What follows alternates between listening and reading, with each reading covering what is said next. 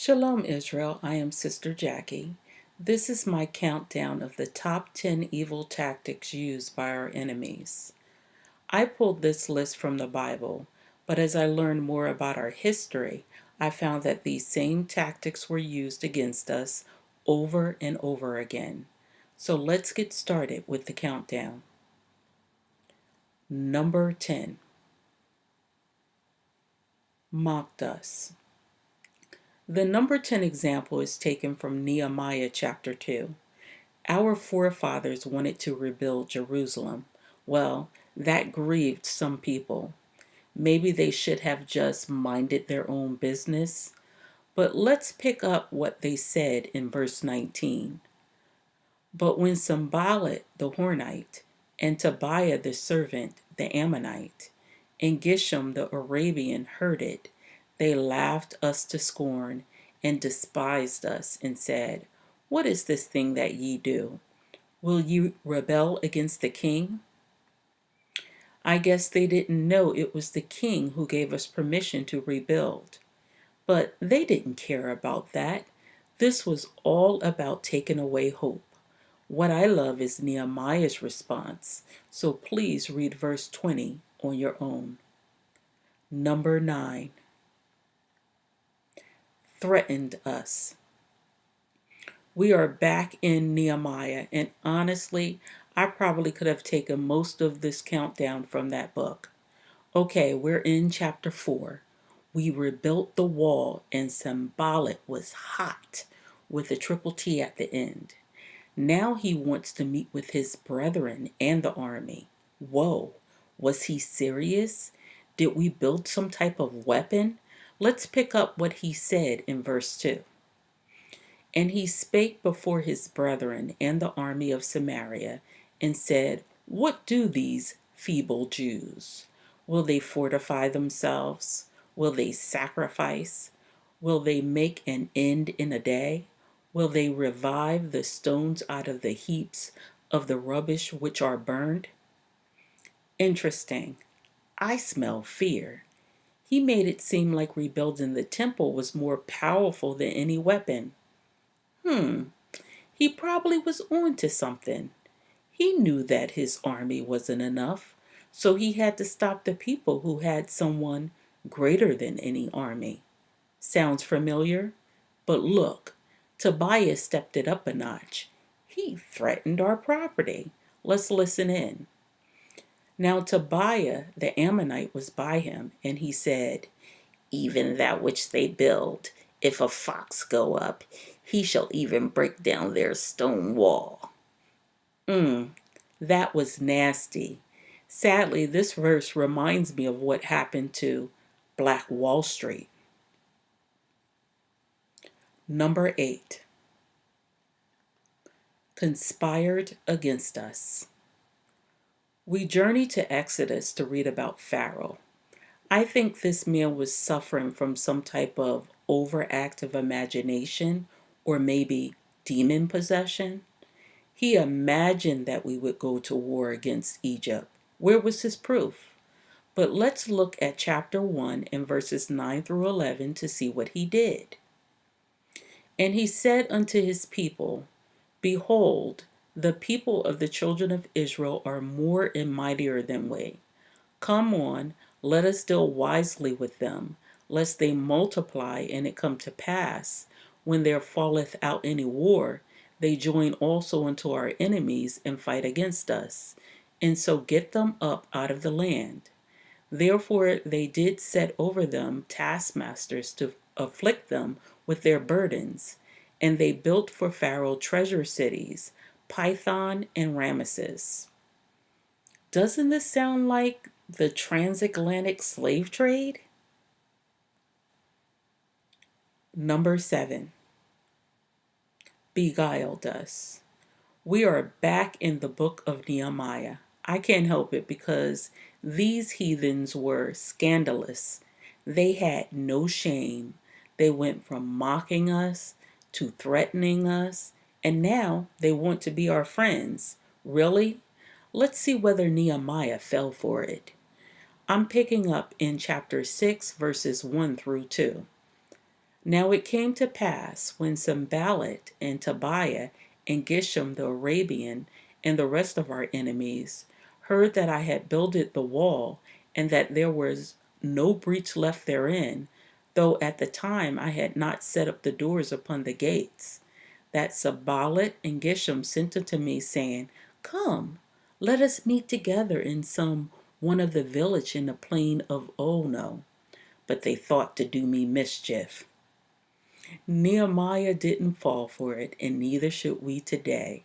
Keep in mind Maya Angelou quote, when someone shows you who they are, believe them the first time.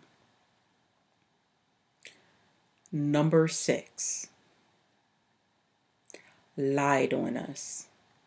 We are in Genesis 39 now, and this lady actually made me say the H word. Not that word. I was more polite and said, Huzzy. Before I get myself into trouble, let's read verses 11 through 14. And it came to pass about this time that Joseph went into the house to do his business, and there was none of the men of the house there within. And she caught him by his garment, saying, Lie with me. And he left his garment in her hand and fled and got him out. And it came to pass, when she saw that he had left his garment in her hand and was fled forth, that she called unto the men of her house, and spake unto them, saying, See, he hath brought in an Hebrew unto us to mock us. He came in unto me to lie with me, and I cried with a loud voice. Wait a minute. This woman tried to cheat on her husband, and then she yelled rape just because Joseph wouldn't sleep with her? Was she serious? I think she had an obsession with Joseph, but to get him locked up, that was devious. It sounds like this was the case of, if I can't have you, no one will. This same type of scenario is being played out today, so watch yourself, brothers. Number 5. Hired our own against us. We are back in Nehemiah, but again in chapter 6. There was a prophet among us. Let's see whether his words were from Elohim or paid coins. Verses 10 through 12 reads, Afterward I came into the house of Shemaiah, the son of Delaiah, the son of Mehetabel, who was shut up, and he said, Let us meet together in the house of Elohim within the temple, and let us shut the doors of the temple, for they will come to slay thee, yea, in the night will they come to slay thee. I'm already suspicious, but let's see whether Nehemiah fell for it. Verse 11 continues, And I said, Should such a man as I flee? And who is there that, being as I am, would go into the temple to save his life? I will not go in. And lo, I perceived that Elohim had not sent him, but that he pronounced this prophecy against me, for Tobiah and Sanballat had hired him. Nehemiah was on top of his game. He didn't fall for it. Shemaiah turned against his own people. What is this type of person called today? A coon, agent, sellout? Number 4, bullied us. Now we are in the 1 Samuel chapter 17. This bully was over a whopping 9 feet tall. Can you guess who it was? That's right, Goliath. The loudmouth taunted Israel every evening and morning. Let's pick up in verses 8 through 9 to see what he cried. And he stood and cried unto the armies of Israel, and said unto them, Why are ye come out to set your battle in array? Am not I a Philistine, and ye servants to Saul? Choose you a man for you, and let him come down to me. If he be able to fight with me, and to kill me, then will we be your servants. But if I prevail against him, and kill him, then shall ye be our servants, and serve us. Well, we know what happened to him. I love how the Heavenly Father sent someone young like David to bring this heathen to his demise. It reminded me of Psalm 8 and verse 2. Out of the mouth of babes and sucklings hast thou ordained strength because of thine enemies, that thou mightest still the enemy and the avenger. Number 3, cursed us. Okay, we are in the 22nd chapter of Numbers with Balak, the king of the Moabites himself. I find this very interesting because the Moabites are Hebrews too. Why didn't they call on Yah for mercy? Instead, the king of the Moabites was so fearful that he wanted to curse Yah's people. Sad. I guess you can't trust some family. Well, anyway, let's read verses 5 through 6. He sent messengers therefore unto Balaam, the son of Beor, to Pethor, which is by the river of the land of the children of his people, to call him, saying, Behold, there is a people come out from Egypt. Behold, they cover the face of the earth, and they abide over against me. Come now, therefore, I pray thee, curse me this people, for they are too mighty for me. Peradventure I shall prevail, that we may smite them, and that I may drive them out of the land. For I wot that he whom thou blessest is blessed, and he whom thou cursest is cursed. Well, I'm pretty sure you know where this story went. If not, just recall Balaam and the ass. An angel of Yah almost killed Balaam with a sword just for going to meet with Balak.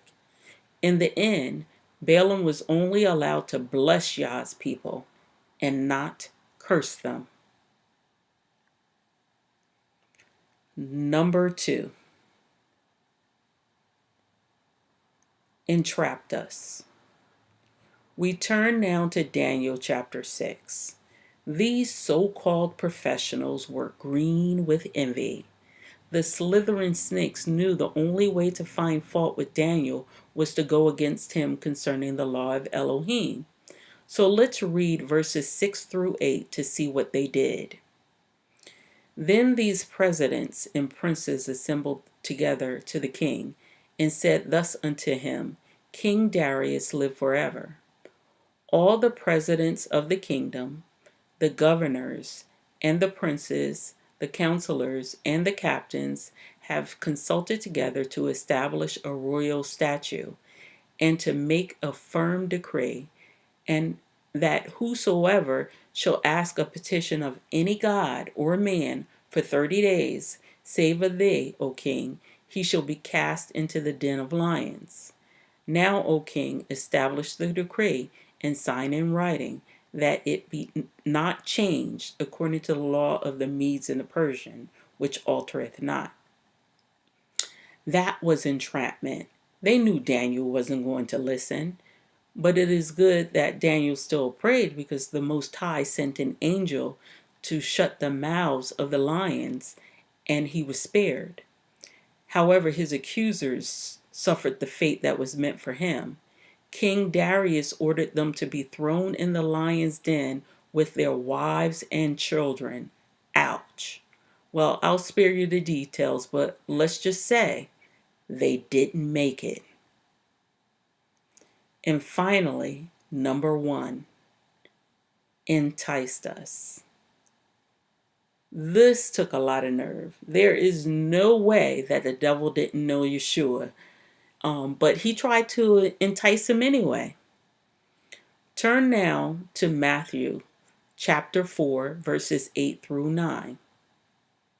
Again, the devil taketh him up into an exceeding high mountain, and sheweth him all the kingdoms of the world and the glory of them, and saith unto him, All these things will I give thee, if thou wilt fall down and worship me. I'm shaking my head on this one. How are you going to give something to a person that they already own? But Yeshua showed us how to answer when being tempted with worldly possession. If that means bowing down to Lucifer or any false god or person, we are to say, It is written, Thou shalt worship Yah, thy Elohim, and him only shalt thou serve. That's all I have.